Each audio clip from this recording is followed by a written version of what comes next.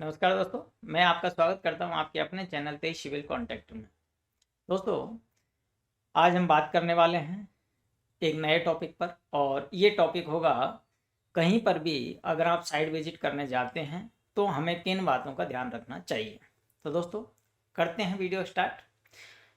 दोस्तों, होता क्या है, कहीं से भी आपके पास कॉल आते हैं, जैसे कोई इंजीनियर, आर्किटेक्ट या फिर सुपरवाइज़र या फोरमैन, कोई भी एक्सवाइजेड आपको कॉल कर देता है।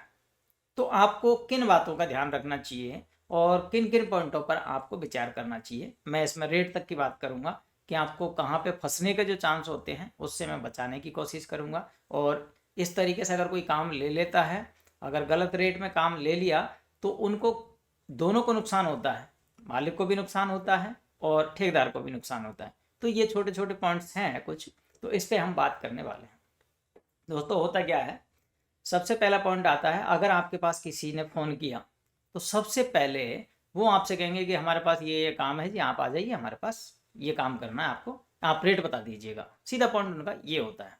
लेकिन कुछ लोग ऐसे भी होते हैं, समझदार होते हैं, जैसे आर्किटेक्ट हैं, इंजीनियर हैं, कुछ मालिक भी हैं, कुछ सुपरवाइज़र हैं। तो बहुत सारे ऐसे समझदार भी हैं, वो आपसे कहेंगे कि आप आइए और साइट विजिट करिए और आप हमारे को रेट बता दीजिएगा। कुछ ऐसे होते हैं, सीधे फ़ोन पे बात कर लेंगे कि पहले हमें रेट बता दीजिएगा, उसके बाद आप आके काम देख सकते हैं। अब इसमें दो पॉइंट आते हैं। कुछ तो ऐसे होते हैं जो डायरेक्ट मालिक का काम होता है और कुछ ऐसे होते हैं जो किसी पार्टी का काम होता है। बहुत सारे वो ठेकेदार होते हैं एक तरीके से, जैसे कि किसी ने कोई बड़ा काम पकड़ लिया, किसी भी कंपनी में है तो वो खुद ठेकेदार होते हैं, उन्होंने वहाँ से काम ले लिया और वो क्या करते हैं, पेटी में काम देते हैं।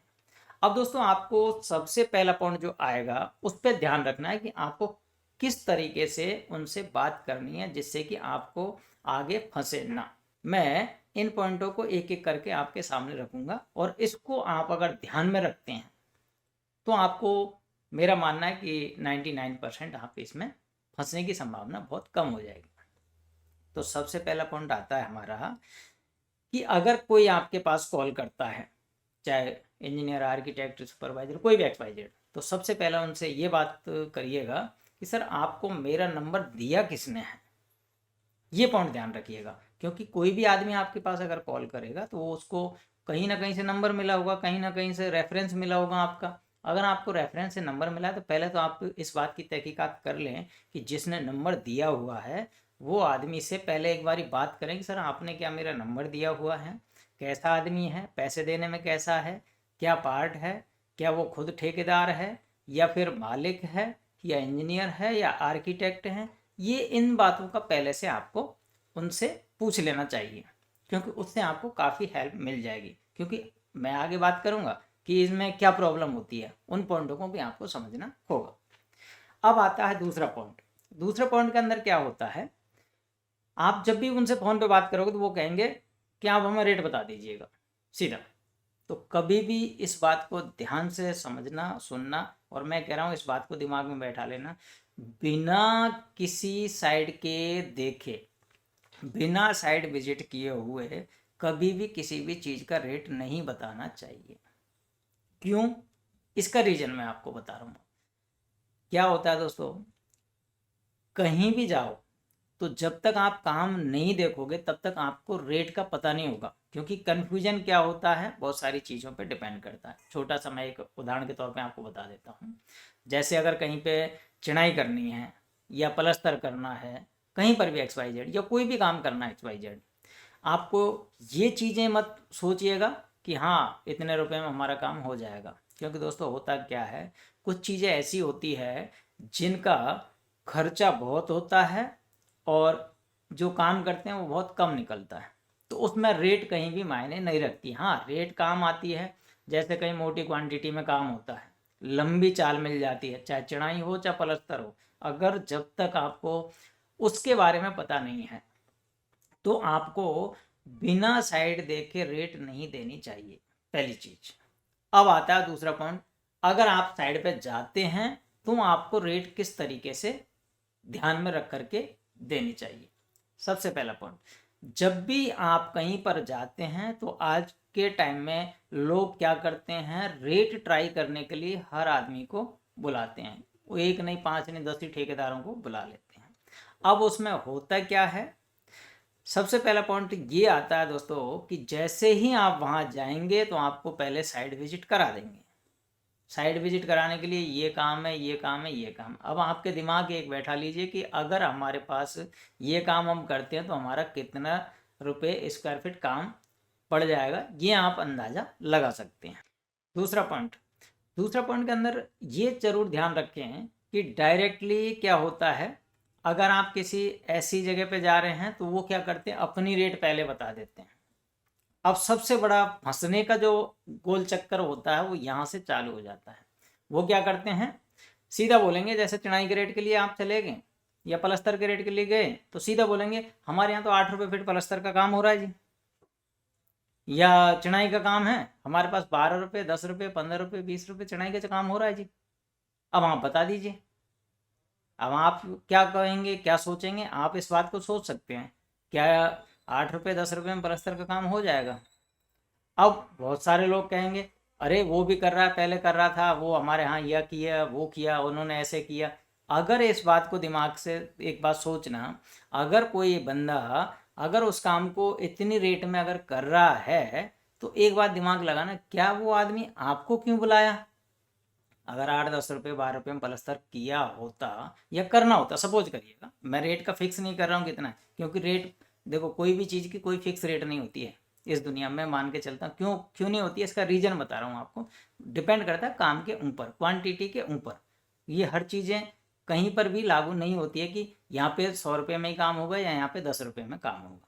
ये बहुत सारी चीज़ें हैं, मैंने ऐसा वीडियो बनाया हुआ है, उसमें आप जब चैनल पर जाके देख सकते हैं, तो उसमें देखेंगे तो आपको पता चल जाएगा कि किस तरीके से रेट बनाई जाती है।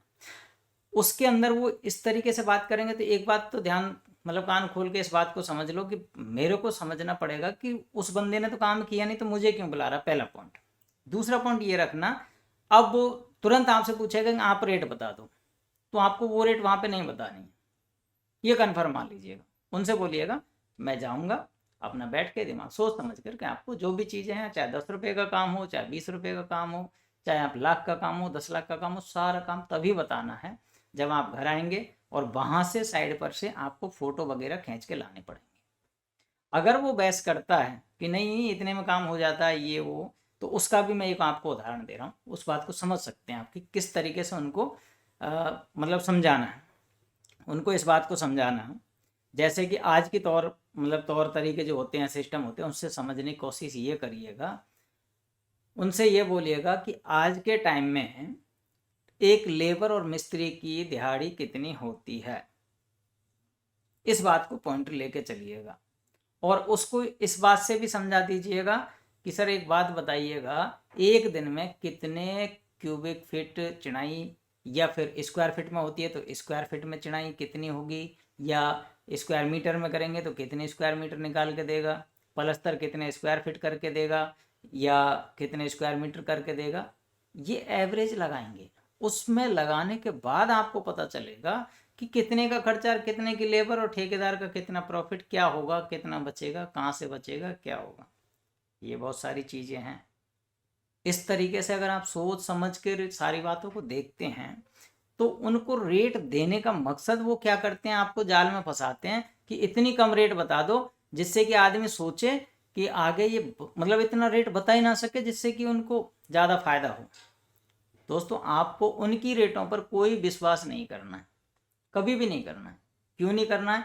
क्योंकि आपको काम करना है, आपको हवा में बातें नहीं करनी है, पहली चीज़।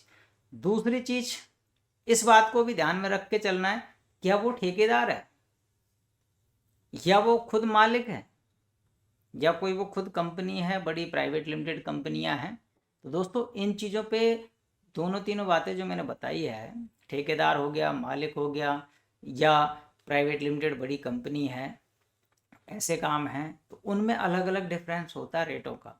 अगर कोई ठेकेदार है तो आपको घुमा फिरा के वो इतनी रेट देगा जिससे कि आपको सिर्फ और सिर्फ मतलब मान के चलिएगा बचत तो नहीं होने की गुंजाइश रख के चलेगा, क्योंकि उसको पता है कि इतने में काम होगा तो इतने में देने से इसको फ़ायदा भी नहीं होगा तो नुकसान भी नहीं होगा। कुछ ऐसे होते हैं कि उनको कोई फ़र्क नहीं पड़ता, आपको नुकसान हो, आपको 10 रुपये होंगे तो 10 रुपये में ही वो काम देने की तैयारी कर सकते हैं।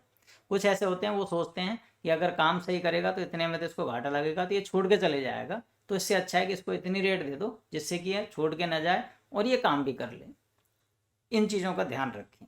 तो इस तरीके से आप काम करें। अब आपको हर चीज़ के बारे में सोचना है कि आपको ठेकेदार के पास कौन सी रेट देनी है, कोई मालिक है कौन सी रेट देनी है, कोई प्राइवेट लिमिटेड कंपनियां हैं कौन सी रेट देनी है। ये तीनों बातों को ध्यान में रख करके सोच करके उसके बाद आपको रेट देनी है, जिससे कि आपको कहीं पे फंसने की नौबत ना आए। अब आपको क्या करना है, हर चीज़ का अलग अलग रेट के बारे में ज्ञान होना चाहिए, सबसे बड़ा काम है।